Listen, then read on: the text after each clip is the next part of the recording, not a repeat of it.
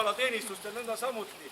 Aga kui koolikell on ikka väike, mida sai käes loksutada, siis kiriku kell on ikka natuke suurem, eks ole. Aga sellepärast ka, et ta peab ju kaugele kõlama. Ja tollal, kui kellad torni pandi, siis ju käekellasid polnud.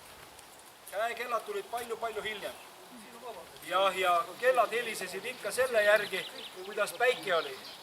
Päikesekellad olid lõunaväravas tavaliselt kirikutes. Ja teine asi oli, kella helistati siis ka, kui õpetaja kohale jõudis. Sest kui õpetajat ei olnud tulnud veel, siis ei saanud kella helistada, sellepärast aeg võis täis olla küll, ainult.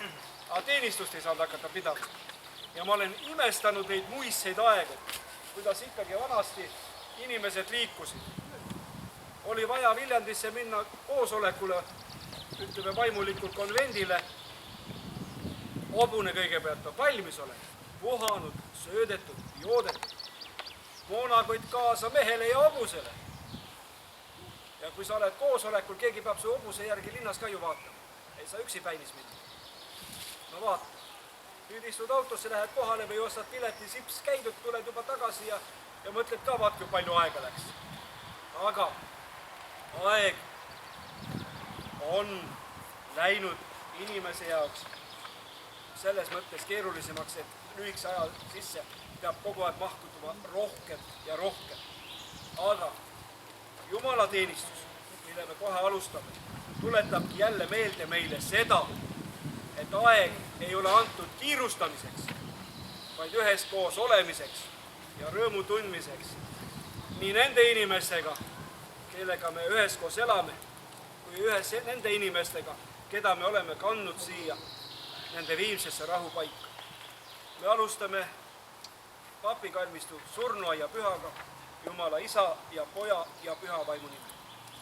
Ja Eesti Evangeelse Luterliku Kiriku Karksi Peetri koguduse segakoor on kohale tulnud Vello Aimsalu juhatusel, võtavad laulda esimese laulu, milleks on Taeva minemispüha. Silvi tuleb väravast sisse. Ühte asja tahaks veel julgustada. Laululehed, mis on ilusti kätte antud. Vahel öeldakse, üks sõber, hea tuttav minu käest küsis, Allan, miks kirikus nii kummalisi laule lauldakse? Ja nii kurvad. Ma ütlesin, et vaata, sulle võib tunduda, et nad kurvad on. Tegelikult nad värelevad vaoshoitud rõõmust. Ja mõtle selle peale, et neid laule on laulnud sinu vanaisa ja vanaema, sinu vana-vana-vanaisa ja vana-vana-vanaema. 100 aastat tagasi, 150 aastat tagasi, 200 aastat tagasi. Ja läbi nende kummaliste laulude võime me midagi mõista nende hinge ja vaimuelust, olla ühenduses jällegi. Mis kummalised laulud need on, Allan, küsib ta minult. Ja mina ütlen, läbi nende laulude võid sa tajuda meie esivanemate elu ja olu. Mõtle selle peale, kas see on kummaline või on see imeline.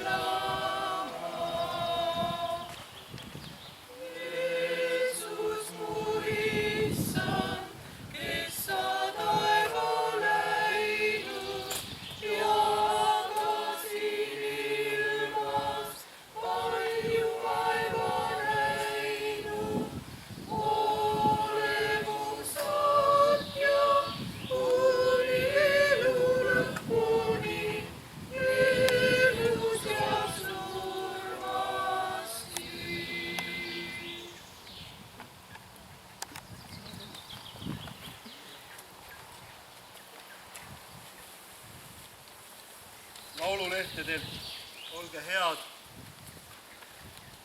Me võtame laulda esimese laulu Oh mõtle inimene, et pead kord surema.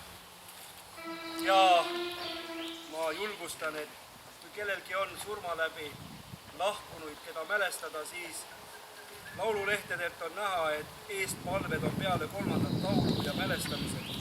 Siis saab mälestatavat kirja panda siin selle laua juures, Raimondi juures, et üles tähendada, keda on soovi mälestada.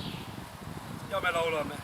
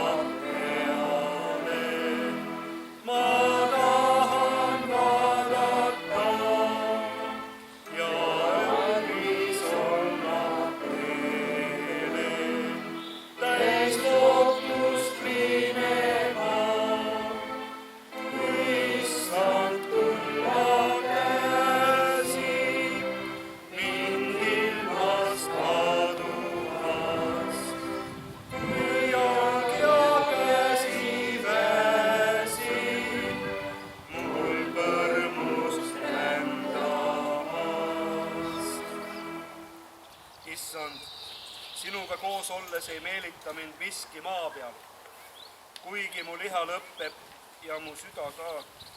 Siiski oled sina, Jumal, mu südame kalju ja mu osa igavesti, kes võib meid lahutada Kristuse armastusest.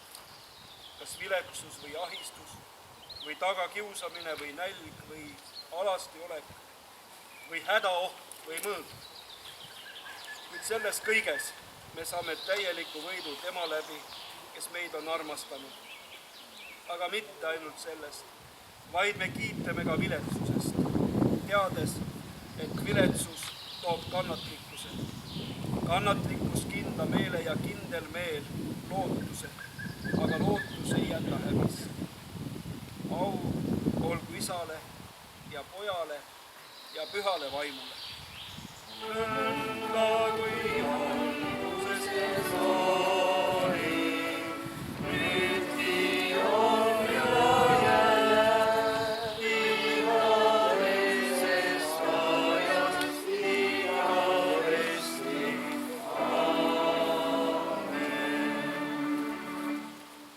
Au olgu Jumalale kõrges, au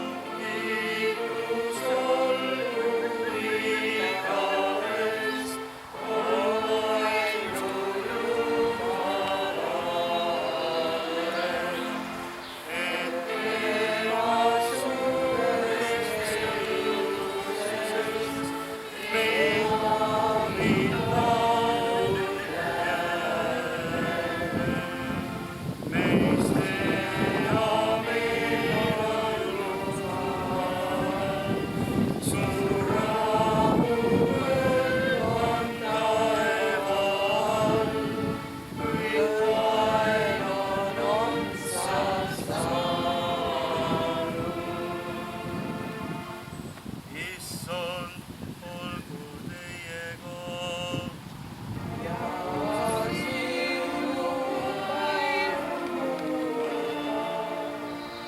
Palugem.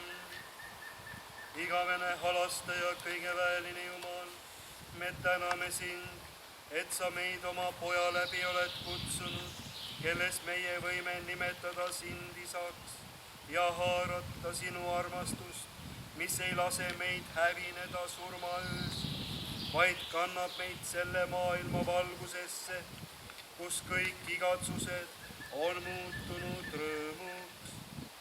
Meie igatsuste Jumal, me palume sind, anna meile oma vaimu läbi jõudu, et kõnniksime uues elus.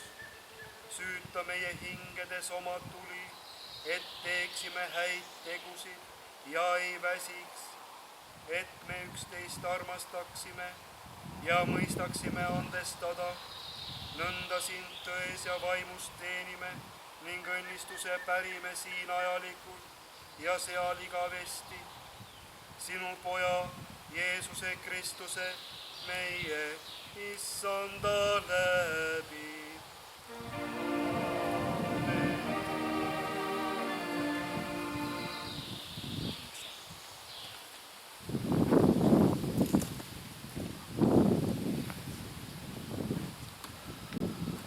Me võtame kuulda ju pühakirja lugemist ja pühakirja lugemine on prohvet Jesaja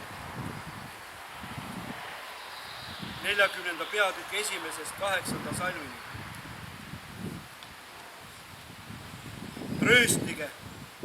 Trööstige minu rahvast, ütleb teie Jumal.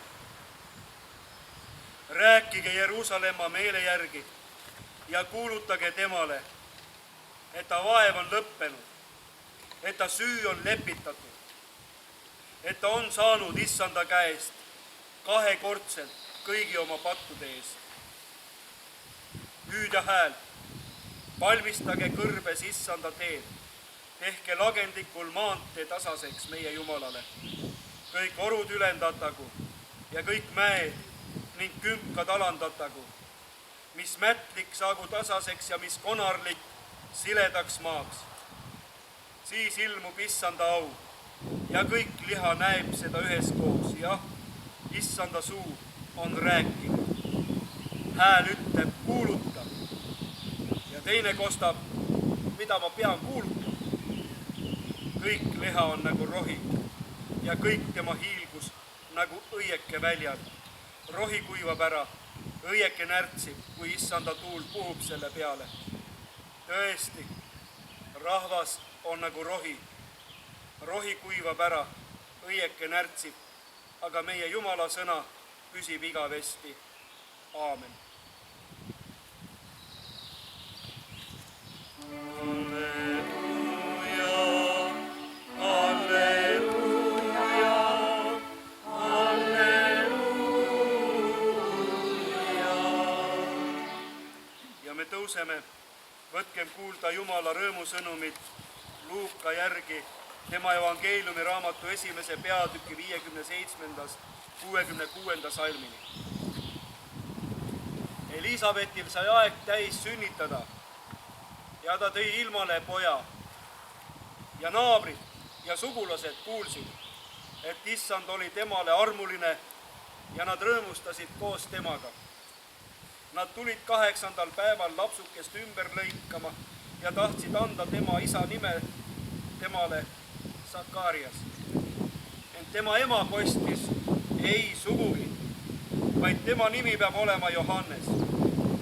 Nemad ütlesid talle, su suguvõsas pole kedagi selle nimega. Ja nad viipasid ta isale, et saada teada, kuidas tema tahaks last nimetada. Sakarias palus lauakese ning kirjutas, Johannes on tema nimi. Ja kõik imestasid. Ja otsekohe läksid ta suu ja keelepaelad lahti ning ta hakkas rääkima, ülistades Jumalat.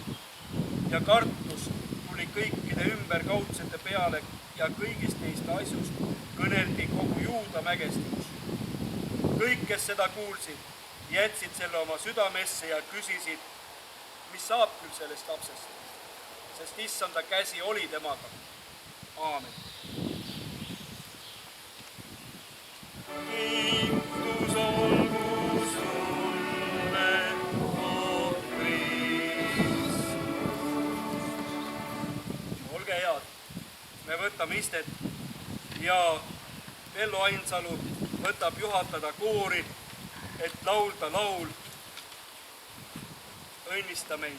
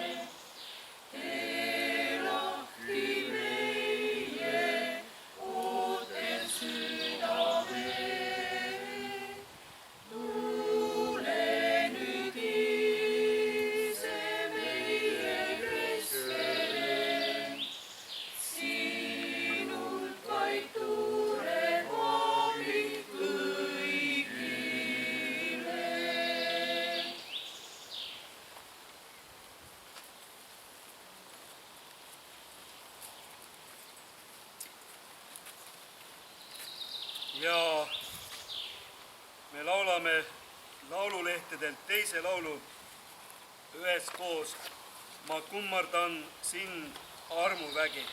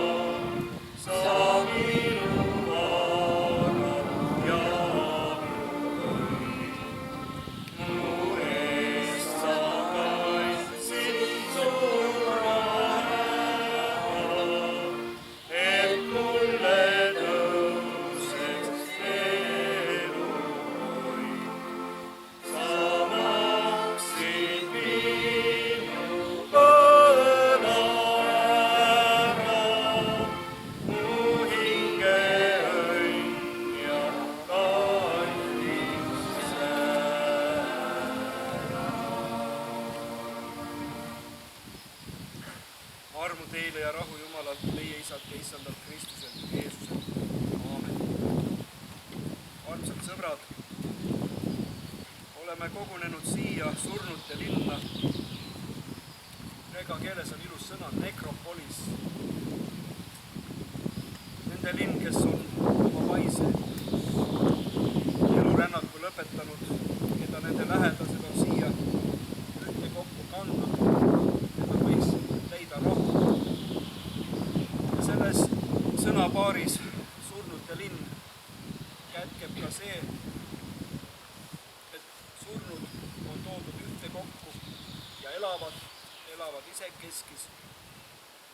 Aga seda linna me võime aeg-ajalt külastada, tulla külla nendele armsatele, kes on armastanud meid, keda oleme armastanud meie, tulla siia ja süüdata küünal märgiks sellest, et nad on meie südametes alles, et me hoolime mälestusest, et me kanname neid enda meeltes kaasa. Me oleme oma isade ja emade lapsed, vanaisade ja vanaemade ja nõndaviisi lugematute põlvkondade kaupa. Ja tulles siia surnute linna, siis paratamatult ja paraku peame mõtlema ka sellele, et meie endagi elu kunagi peab otsa saama. Igaüks, kes on siia kuu ja päikesalusesse maailma sündinud, saab maitsta kord ka surma. Ehk nii nagu me ühel hetkel esimest korda sisse hingasime, tuleb ühel ajal see tund, minut ja sekund, millal me hingame viimast korda sisse ja välja. Nõndaviisi siis ongi tänase jumalateenistuse alguslaul, kutsub meid üles mõtlema surma peale. Oh, mõtle inimene, et pead kord surema. Milleks peaks surma peale mõtlema? Sellepärast, et surma palge ees, nii kummaline kui see ka ei ole, oleme me kõik võrdsed, sest kõik surevad. Aga see, kuidas inimesed surevad, on väga palju erinev. Iseäranis tuleb see esile siis, kui me mõtleme selle peale, et inimese vaimne surm ei saabu mitte siis, kui ta viimast korda sisse ja välja hingab. See võib tabada teda palju varem. Jumal hoidku meid selle eest. Ja just seepärast, et silmas pidades surmale mõtlemist ja surmale valmistumist, on tänapäeva teadlased tähele pannud, et kui inimestel palutakse mõelda nende enda võimalikust surmast, siis muutuvad inimesed tavalisest õnnelikumaks, kuigi eeldada võiks ju vastupidist. Nõnda selgub uuringust, mis iljus ajakirja Psychological Science 2007. aasta novembri numbris. Teadlaste sõnul on tegemist omamoodi psühholoogilise immuunsusega, seistes silmitsi mõtetega iseenda surmast, saab inimene muremõtetest üle ja alateadlikult kerkivad esile õnnelikumad mõtted. Ja selline mehhanism võimaldab teadlaste sõnul meid kaitsta pideva depressiooni ja meeleheite ees. Kirikus mul on ette heidetud vahel tõesti, on küsitud, miks räägitakse nii palju patust? Miks räägitakse surmast? Küsimus pani mõtlema ja minu vastuseks oli see, et kui inimene on haige, siis ta ikka sagedasti otsib võimalust rääkida oma muredest, oma vaevadest ja valust. Ta otsib võimalusi sellest vabaneda ja paraneda, terveneda, sest haige olemine ei ole inimese normaalne seisund. Nõnda samuti on patuga, see ei ole inimese normaalne seisund, sest patt on kõik see, mis ei lase meil olla siirad, ausad ja õnnelikud. Nõnda viisi, kui me räägime patust, siis me räägime nendest asjadest, mis ei lase meil teineteist näha sellistena, nagu me oleme, vaid sellistena, nagu me tahame ennast näidata. varjates võib-olla oma sügavamat olu tegelikkust, varjates oma tegelikke mõtteid ja üritades olla keegi, kes me tegelikult ei ole. Ja sellises skisofreenilises olukorras inimene ei saa olla õnnelik. Ta püüab siis olla ühes elus õnnelik ja teises siis kannatada seda, et on õnnetu. Aga nõnda ei ole ta oma mõtlemises enam terviklik. Miks me surmast räägime? Surmast just sellepärast, et mitte ainult tänapäeva teadlased ei ole jõudnud hämmastavale äratundmisele, et surmale mõtlemine võib inimest teha elusamaks, vaid see on kiriku traditsioonis olnud läbi aastatuhandete. See on tunnetuslikult inimesele omaseks saanud läbi selle, et me matame oma surma läbi lahku. Me teeme seda austusega. Kas te teate, kuidas Roomas oli äärelinnades matmistega? Ei maetud lihtsalt. Kui inimene tänaval kokku oli kukkunud, siis öövarjus tulid koristajad, lõid konksu lihasse ja vedasid jõkku. Vesi uhus ära. Kristlastega oli nõnda viisi, et nad matmuse kombeid pidasid nõnda viisi oluliseks just sellepärast, et mitte ainult peale surma ei ole inimene väärtuslik, vaid et temal on surematu hing, siis see annab temale sellise ääretult olulise koha kuu ja päikese aluses maailmas, et ta väärib matuseid ka siis, kui tal ei ole lähedasi ja omakseid jäänud. Ja nõnda viisi hakkasid kogudused oma lähedasi, oma koguduste liikmeid ära saatma Jumala sõna ja austusega, mis neil oli vääriline ja kohane. Surmast mõtlemine on raske. Sellepärast, et kõigepealt see on midagi sellist, millega me ei tahaks kokku puutuda. Me mõtleme selle kunagi tulevikku. Aega ju veel on. Võib-olla, kuigi ma tean, et mida rohkem ma elan, seda vähemaks jääb neid päevi, mis on jäänud elada, siis surmale mõtlemist ikkagi taas ja taas äkki veel ei ole see homme. Võib-olla on see ehk veel 5, 10, 25 aasta pärast. Kui laulik kutsub meid surmale mõtlema, siis peab ta silmas seda, et elu võib katkeda ka ootamatu. Võib katkeda poole tunni, 10 tunni, 24 tunni, nädala või kuu pärast. Ja siis sa ei olegi tegelikult jõudnud mõelda elu müsteeriumi üle. Sest sa ei ole taibanud elu kordagi mõtlemata sellele, et pead kunagi otsa vaatama surmale. Ja kui lähed vastu surmale temale mõtlema, siis sa tunned ängistust oma elamatu elu pärast. Mis on selle väite taga? Selle väite taga on mõte, et me väldime surmale mõtlemist seepärast, et me kardame surma. Ja surmahirmu me tunneme. Me teame ja seda peamegi surmaks. Ja see ongi vaimne surm, kui inimene kardab surma. Ta on juba enne surnud surmale, kui saabub teine surm. Vaimselt on jäänud seisma. Vaimselt on jäänud seisma võimalus kogeda elu sügavamalt kogeda selle elu väärtust, mis on ainulaadne kogu universumis.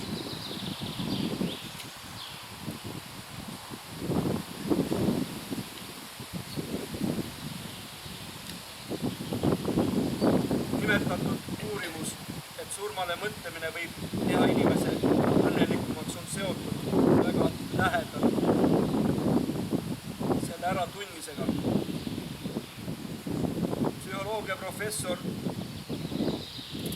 Dübol kõneleb, et hirm mõtlemisest on takistuseks surma enda tunnetamiseks tema olulisuse ja tähtsuse tarvis. Ja et inimesed, kes ei julge surmale mõelda, nad võivad depressiooni ja jäävad psühhooside piltsutada. Nõndaviisi siis seesama psühholoogiline immuunsus nendel inimestel, kes on ületanud hirmu surmale mõtlemisest, on antud hoopis helgem ja julgem maailmavaade. Ja nad on ka valmis selleks hetkeks siit minema, kui taevane isa neid kutsub, olgu siis elatud 10, 20, 50 või 100 aastat. See on paradoks. Ja see on asi, mida kuulutada. Nii nagu me Vanad Testamendi prohvetil kuulsime, trööstige minu rahvast, ütleb teie Jumal. Rääkige Jeruusalemma meele järgi ja kuulutage temale, et ta vaev on lõppenud, et ta süü on lepitatud. Ja veel hääl ütleb, kuuluta, ja teine kostab, mida ma pean kuulutama. Kõik liha on nagu rohi ja kõik tema hiilgus nagu õieke välja. Kui lihtsalt võtta seda kui ähvardust, et tõepoolest meie elu on üürike ja me peame minema ja sellest kantud kurbust ja meeleheitet endas kandes, nõndaviisi jääbki elu poolikuks. Rohi kuivab ära, õieke närtsib, kui issanda tuul puhub selle peale. Tõesti, rahvas on nagu rohi, ütleb issand. Ja taas seesama, ta tuleb selle juurde, miks me peame kuulutama Jumala sõna. Mismoodi annab kuulutus elu võidust surma üle meie elule hoopis teise mõõtme on see, et rohi kuivab ära, õieke närtsib, aga meie Jumala sõna püsib igavesti.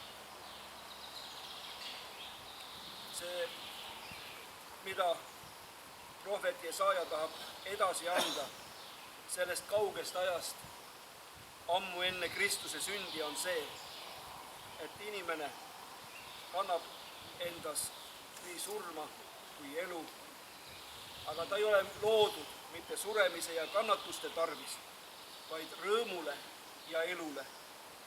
Aga ta ei saa kogeda ühte ilma teiseta. Nõndaviisi surmale mõtlemine avardab meie võimalust olla elusamad, olla õnnelikumad selles maises elus. Sest surmale mõttes me võime kogeda ja tajuda ka seda, et surm ei ole kõigi asjade lõpp, vaid surm on lihtsalt läbi, millest tuleb üle astuda, läbi minna. Fanny Sievers, Prantsusmaal elanud eestlanna, kõneleb oma surmale vastu minnes, et see on tema jaoks nagu eksam, katse, mis tuleb väärikalt teha. Ja selleks tuleb hakata materjali ja teadmisi koguma võimalikult varem. Nõndaviisi nagu siis, kui inimene on haige, hakkab otsima ravineid ja võimalusi tervenemiseks. Nõnda samuti, miks ta ei peaks siis otsima võimalusi läbiminemiseks surmast, mis paratamatult meid ühel hetkel tapab.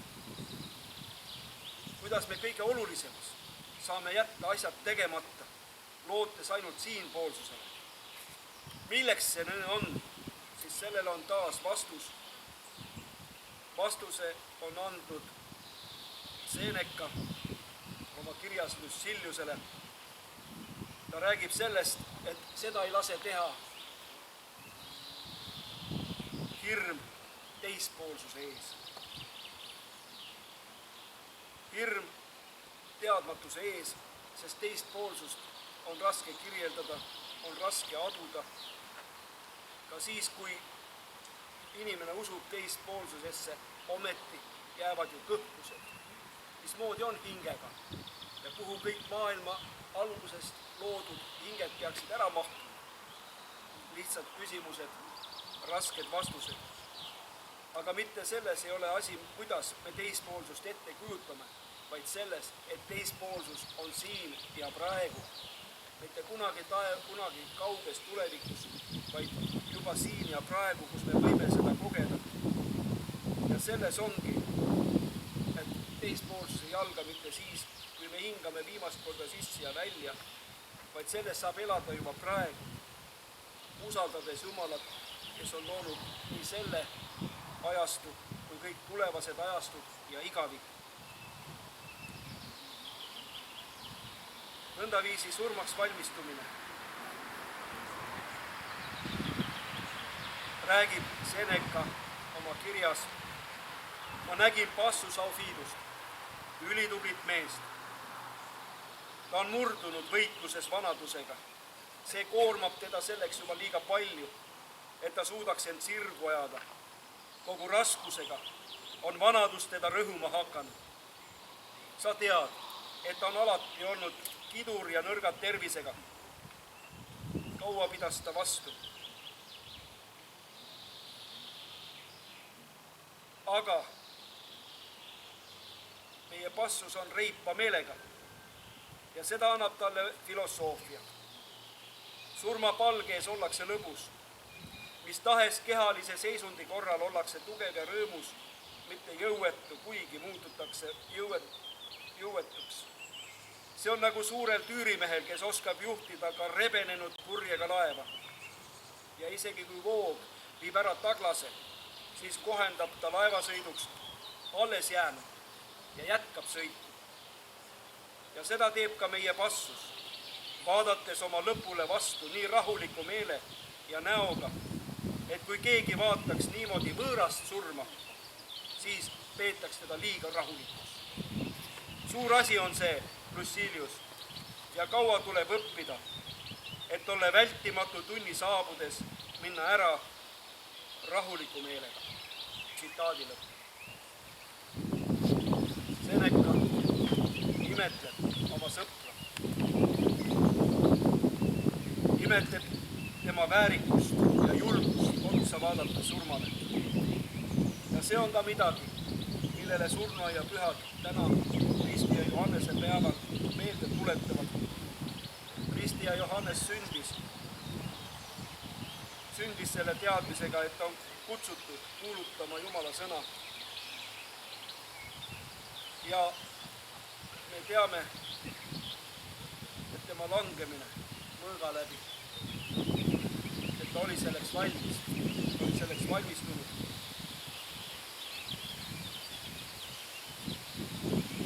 Oma surma tunnetamise juures aga on ehk hea mõtelda ka sellele, olete vist tähele pannud, et keskajast saati kujutatakse surma vikati ja kapuutsiga. Tavaliselt on ta nägu varjatud. Hiljem on sinna kujutlatud, et seal on surnu pea luu. Aga kapuuts on ikkagi selleks, et varjata nägu. Surm saab olla ainult sinu enda nägu, sest sa sured ju ainult iseenese surma. On tegelikult selle varjatud palge. Sa ei saa surra kellegi teise surma. Ja kui ei julge vaadata otsa surmale, siis ei julge sa tegelikult otsa vaadata ka iseendale. See on paradoks.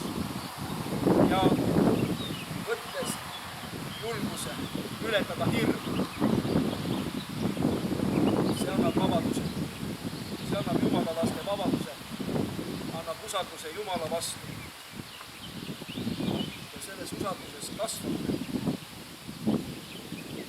annab alati selle meelekindluse näha ja taimata, et Jumal hoiab omi. Siis ei näe me mitte lagunemist ja kõdu, vaid siis me näeme, kuidas Jumal ehitab üles nähtamatut linna, millesse ta meid ootab siis, seejärel, kui oleme hinganud viimast korda sisse ja välja.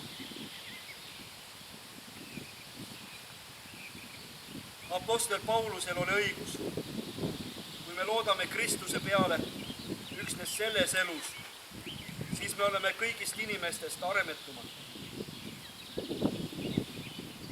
Me loodame Kristuse peale nii selles kui tulevases elus, sest tema on see, kes on võitnud surma ja on toonud elu meie ette läbi kuulutuse,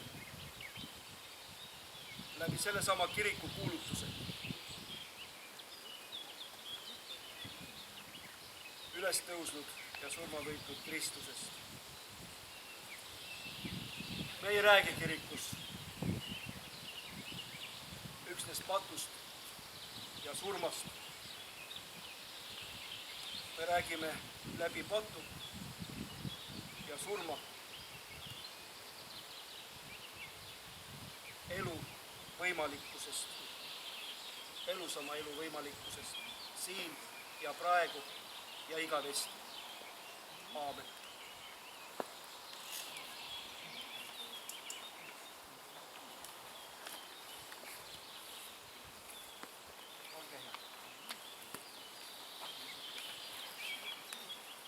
Me võtame koorilt kuulda järgmise laulu Motett.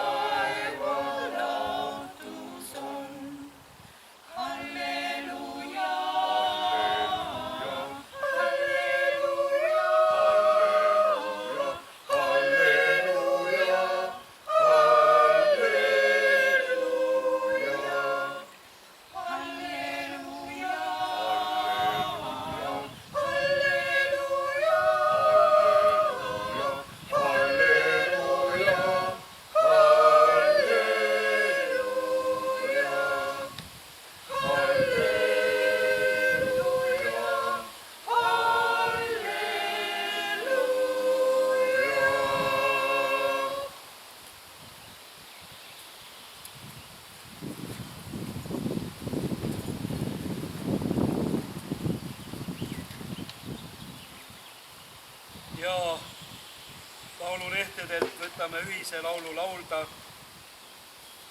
3. laul, küll minu surm võib ligi olla, aeg möödub, lõppeb elutee.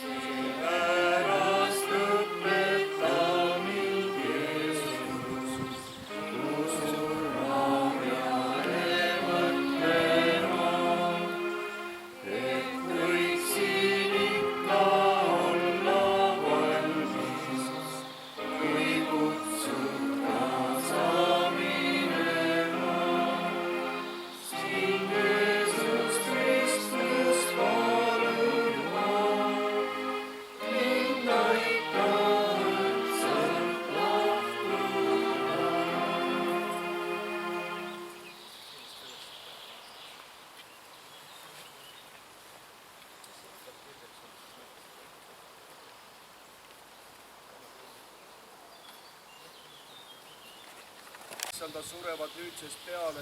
tõesti, ütleb vaim, nad hingavad oma vaevadest ja nende teod lähevad nendega kaasa. Aamen.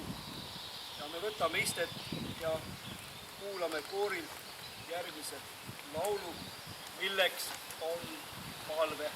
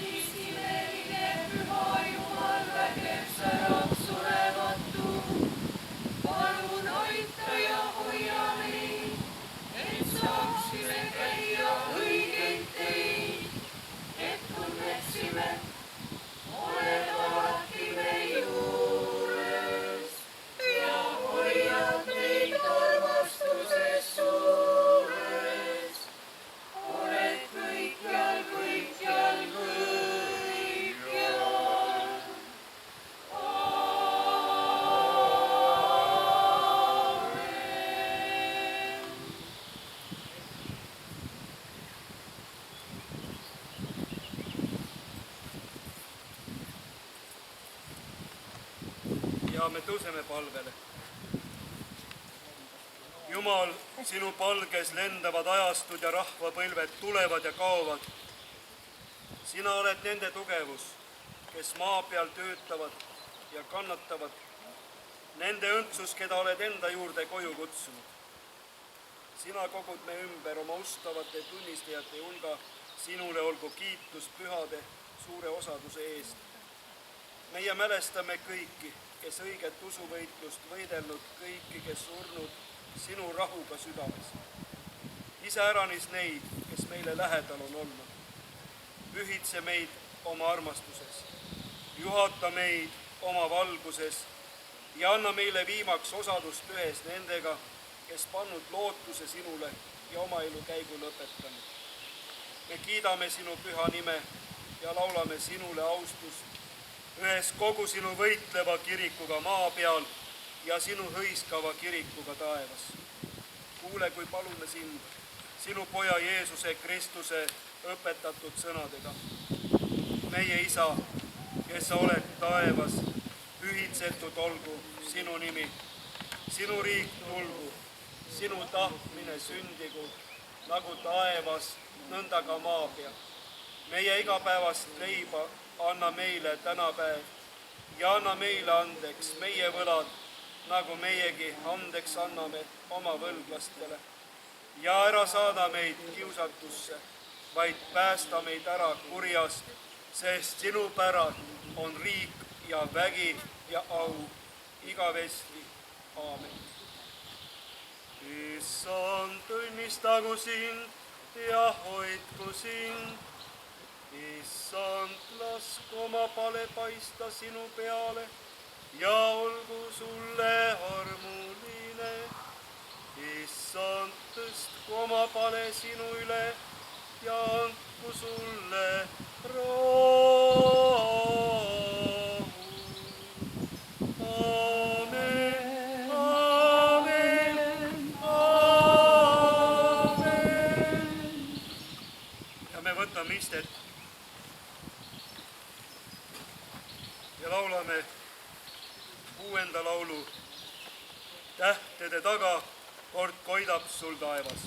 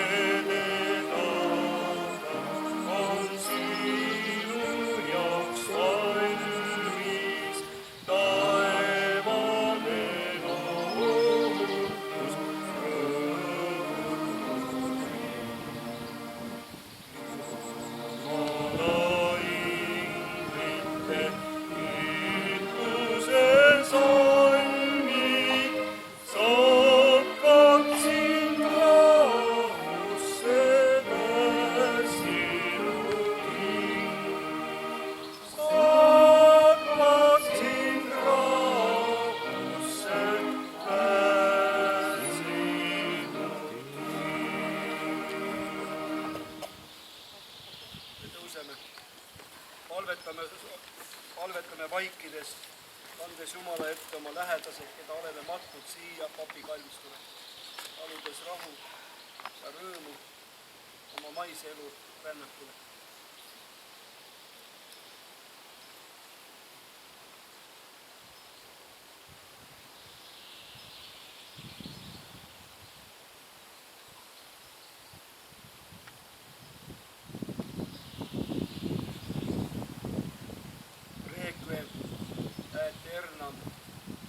Eis Domine, et lux perpetua. Igavene rahu, anna neile issand ja lase paista valgus igavene. Aamen. Olge head, me võtame istet ja Eesti Evangeelse Luterliku Kiriku Karksi Peetri koguduse poolt tahan ütelda, et olen väga tänulik koorile, laulavad toredasti ja rõõmsasti. Vello Aimsalule, kes on need laulud ilusti kokku pannud kõlama. Aitäh,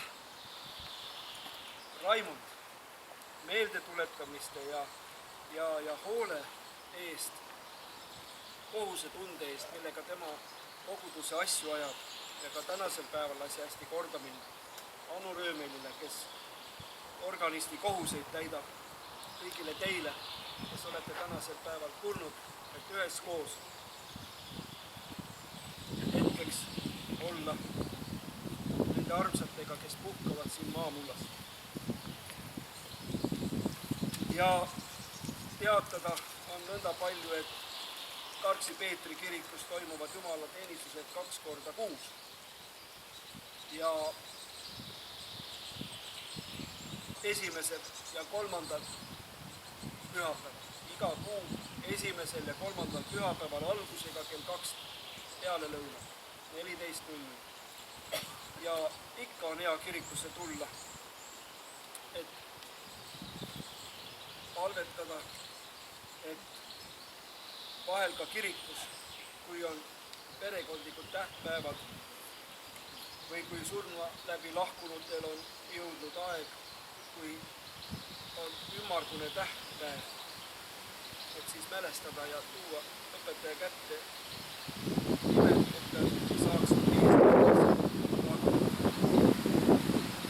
ja muidugi on jumalateenistused ka suurtel kirikupühadel ja etteruttavalt tahan öelda seda, et taas me tuleme kokku aasta pärast jaanipäeval kell 1, et taas pühitseda surnuaia püha, et olla koos Jumalaga ja isekeskis.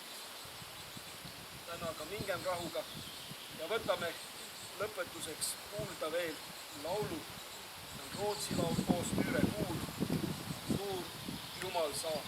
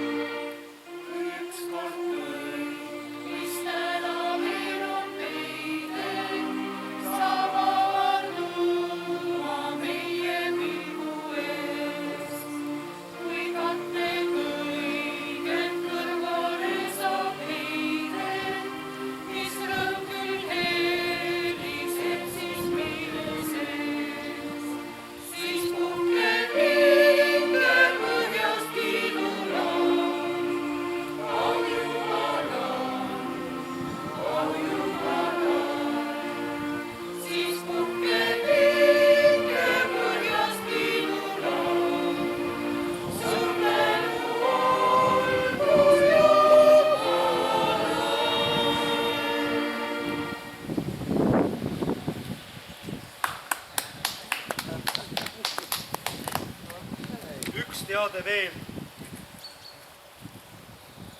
et juulikuus olen puhkusel. Jah, ja ega ma seda hea meelega ei teeks, aga tuleb puhata ka.